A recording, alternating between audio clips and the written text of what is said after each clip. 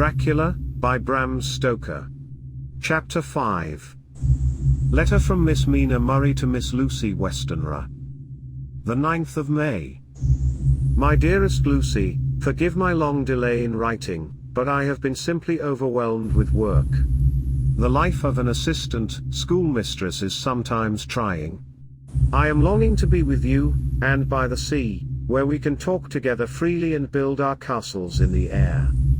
I have been working very hard lately, because I want to keep up with Jonathan's studies, and I have been practicing shorthand very assiduously. When we are married I shall be able to be useful to Jonathan, and if I can stenograph well enough I can take down what he wants to say in this way and write it out for him on the typewriter, at which also I am practicing very hard. He and I sometimes write letters in shorthand, and he is keeping a stenographic journal of his travels abroad. When I am with you I shall keep a diary in the same way. I don't mean one of those 2 pages to the week with Sunday squeezed inner corner diaries, but a sort of journal which I can write in whenever I feel inclined. I do not suppose there will be much of interest to other people, but it is not intended for them. I may show it to Jonathan some day if there is in it anything worth sharing, but it is really an exercise book. I shall try to do what I see lady journalists do, interviewing and writing descriptions and trying to remember conversations. I am told that, with a little practice, one can remember all that goes on or that one hears said during a day. However, we shall see. I will tell you of my little plans when we meet. I have just had a few hurried lines from Jonathan from Transylvania. He is well, and will be returning in about a week.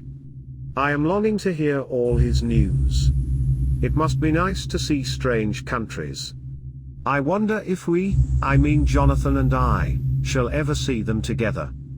There is the 10 o'clock bell ringing. Goodbye. Your loving Mina. Tell me all the news when you write. You have not told me anything for a long time. I hear rumors, and especially of a tall, handsome, curly-haired man. Letter, Lucy Westenra to Mina Murray 17, Chatham Street Wednesday. My dearest Mina, I must say you tax me very unfairly with being a bad correspondent. I wrote you twice since we parted, and your last letter was only your second. Besides, I have nothing to tell you. There is really nothing to interest you. Town is very pleasant just now, and we go a great deal to picture galleries and for walks and rides in the park. As to the tall, curly-haired man, I suppose it was the one who was with me at the last pop. Someone has evidently been telling tales. That was Mr. Homewood. He often comes to see us, and he and Mama get on very well together. They have so many things to talk about in common. We met some time ago a man that would just do for you, if you were not already engaged to Jonathan. He is an excellent party, being handsome, well off, and of good birth. He is a doctor and really clever. Just fancy. He is only 9 and 20, and he has an immense lunatic asylum all under his own care. Mr. Homewood introduced him to me, and he called here to see us, and often comes now. I think he is one of the most resolute men I ever saw, and yet the most calm. He seems absolutely imperturbable. I can fancy what a wonderful power he must have over his patients. He has a curious habit of looking one straight in the face, as if trying to read one's thoughts. He tries this on very much with me, but I flatter myself he has got a tough nut to crack. I know that from my glass. Do you ever try to read your own face? I do, and I can tell you it is not a bad study, and gives you more trouble than you can well fancy if you have never tried it. He say that I afford him a curious psychological study, and I humbly think I do. I do not, as you know, take sufficient interest in dress to be able to describe the new fashions. Dress is a bore. That is slang again, but never mind. Arthur says that every day. There, it is all out, Mina. We have told all our secrets to each other since we were children. We have slept together and eaten together, and laughed and cried together, and now, though I have spoken, I would like to speak more. Oh, Mina, couldn't you guess? I love him. I am blushing as I write, for although I think he loves me, he has not told me so in words. But, oh, Mina, I love him. I love him. There, that does me good. I wish I were with you, dear, sitting by the fire undressing, as we used to sit, and I would try to tell you what I feel. I do not know how I am writing this even to you. I am afraid to stop, or I should tear up the letter, and I don't want to stop, for I do so want to tell you all. Let me hear from you at once, and tell me all that you think about it. Mina, pray for my happiness. Lucy. P.S. I need not tell you this is a secret. Good night again. L. Letter, Lucy Westenra to Mina Murray, the 24th of May. My dearest Mina, thanks, and thanks, and thanks again for your sweet letter. It was so nice to be able to tell you and to have your sympathy. My dear, it never rains but it pours. How true the old proverbs are. Here I, who shall be 20 in September, and yet I never had a proposal till today, not a real proposal, and today I had 3. Just fancy. 3 proposals in one day. Isn't it awful? I feel sorry, really and truly sorry, for 2 of the poor fellows.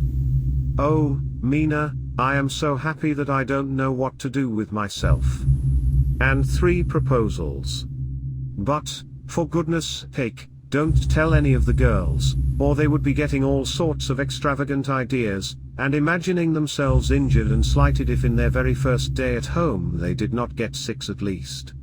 Some girls are so vain. You and I, Mina dear, who are engaged and are going to settle down soon soberly into old married women, can despise vanity. Well, I must tell you about the 3, but you must keep it a secret, dear, from everyone except, of course, Jonathan. You will tell him, because I would, if I were in your place, certainly tell Arthur. A woman ought to tell her husband everything.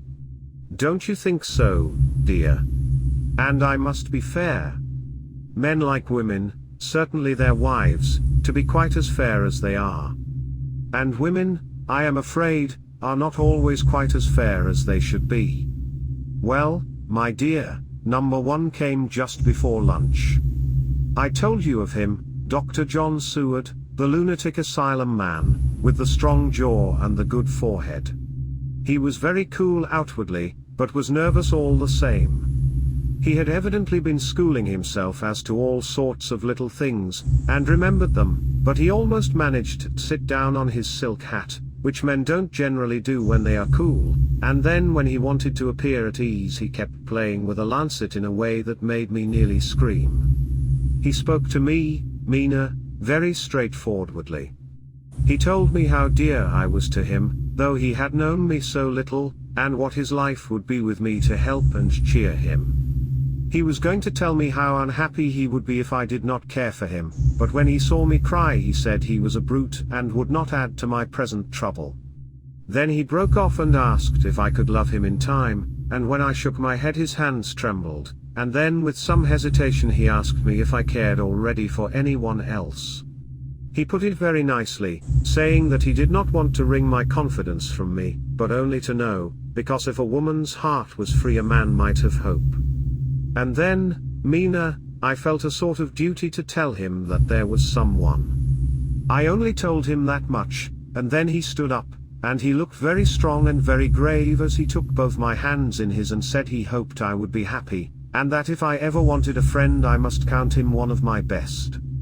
Oh, Mina dear, I can't help crying, and you must excuse this letter being all blotted.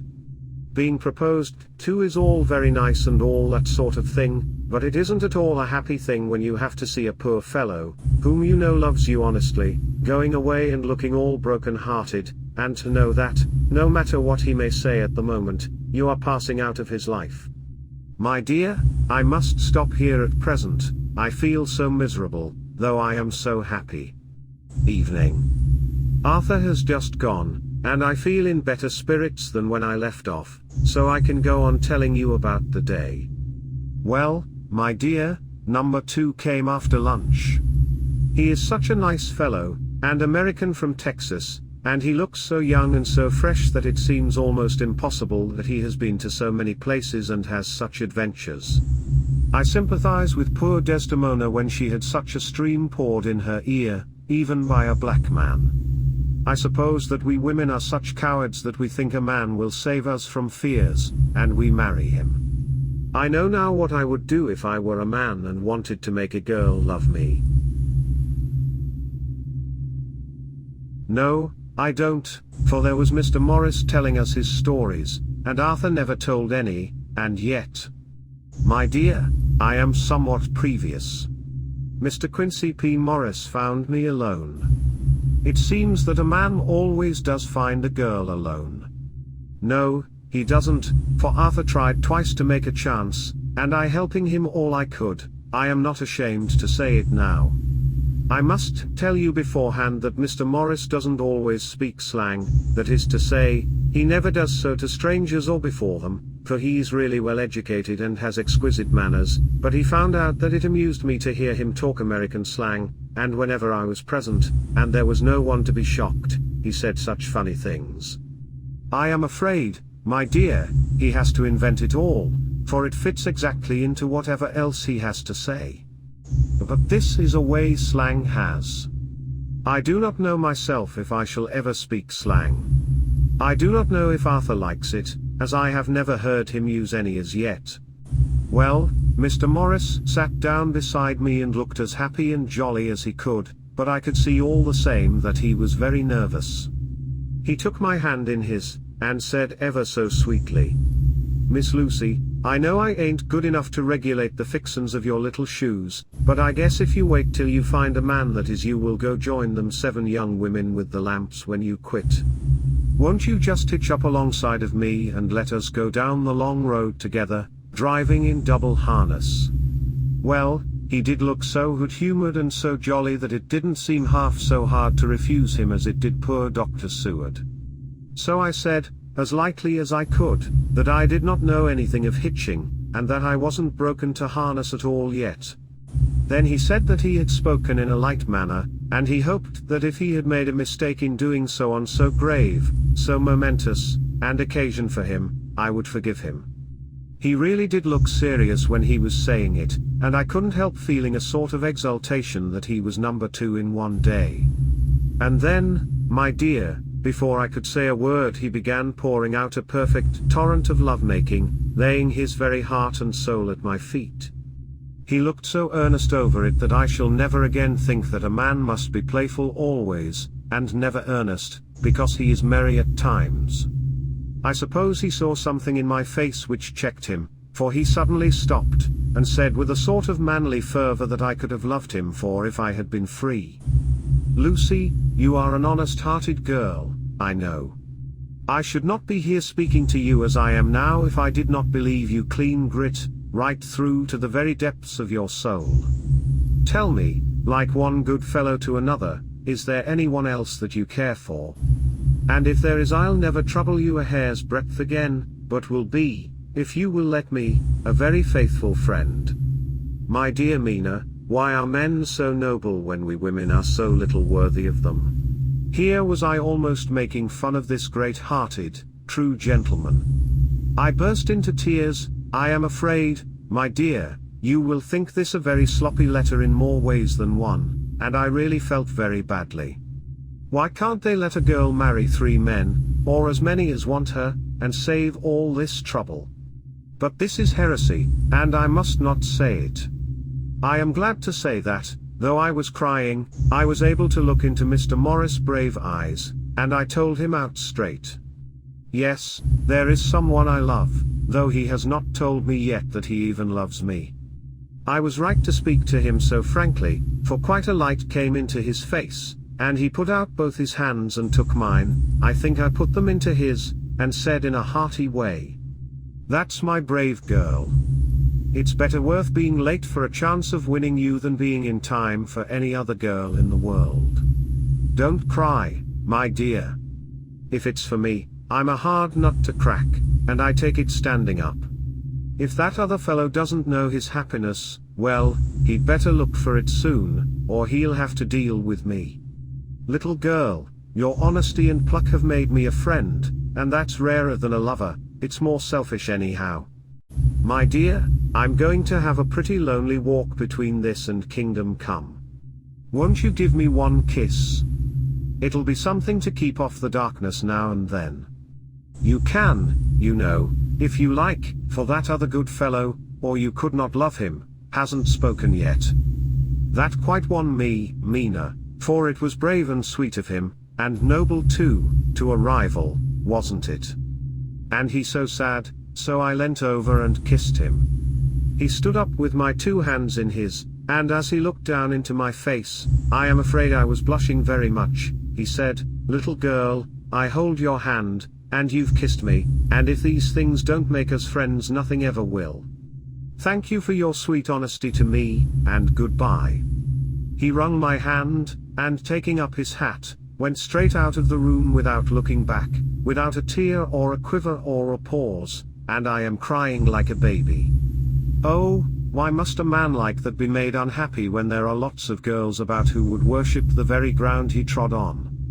I know I would if I were free, only I don't want to be free, my dear. This quite upset me, and I feel I cannot write of happiness just at once, after telling you of it, and I don't wish to tell of the number 3 until it can be all happy. Ever your loving Lucy. P.S. Oh, about number 3, I needn't tell you of number 3, need I? Besides, it was all so confused. It seemed only a moment from his coming into the room till both his arms were round me, and he was kissing me. I am very, very happy, and I don't know what I have done to deserve it. I must only try in the future to show that I am not ungrateful to God for all his goodness to me in sending to me such a lover, such a husband, and such a friend. Goodbye. Dr. Seward's diary, kept in phonograph, the 25th of May. Ebbed tide in appetite today. Cannot eat, cannot rest, so diary instead. Since my rebuff of yesterday I have a sort of empty feeling. Nothing in the world seems of sufficient importance to be worth the doing. As I knew that the only cure for this sort of thing was work, I went amongst the patients. I picked out one who has afforded me a study of much interest. He is so quaint that I am determined to understand him as well as I can. Today I seemed to get nearer than ever before to the heart of his mystery. I questioned him more fully than I had ever done, with a view to making myself master of the facts of his hallucination. In my manner of doing it there was, I now see, something of cruelty. I seemed to wish to keep him to the point of his madness, a thing which I avoid with the patients as I would the mouth of hell. Under what circumstances would I not avoid the pit of hell? Omnia Romae Venalius sunt. Hell has its price. If there be anything behind this instinct it will be valuable to trace it afterwards accurately, so I had better commence to do so, therefore. R. M. Renfield, age 59. Sanguine temperament, great physical strength, morbidly excitable, periods of gloom, ending in some fixed idea which I cannot make out. I presume that the sanguine temperament itself and the disturbing influence end in a mentally accomplished finish, a possibly dangerous man, probably dangerous if unselfish. In selfish men caution is as secure an armor for their foes as for themselves. What I think of on this point is, when self is the fixed point the centripetal force is balanced with the centrifugal. When duty, a cause, etc., is the fixed point, the latter force is paramount, and only accident of a series of accidents can balance it. Letter, Quincy P. Morris to Hun. Arthur Holmood, the 25th of May.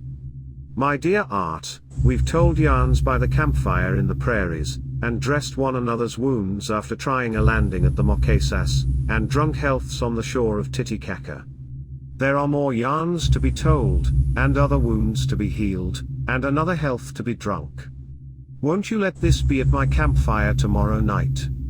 I have no hesitation in asking you, as I know a certain lady is engaged to a certain dinner party, and that you are free. There will only be one other, our old pal at the career, Jack Seward. He's coming, too, and we both want to mingle our weeps over the wine cup, and to drink a health with all our hearts to the happiest man in all the wide world, who has won the noblest heart that God has made and best worth winning. We promise you a hearty welcome, and a loving greeting, and a health as true as your own right hand. We shall both swear to leave you at home if you drink too deep to a certain pair of eyes. Come. Yours, as ever and always, Quincy P. Morris. Telegram from Arthur Homewood to Quincy P. Morris, the 26th of May. Count me in every time. I bear messages which will make both your ears tingle.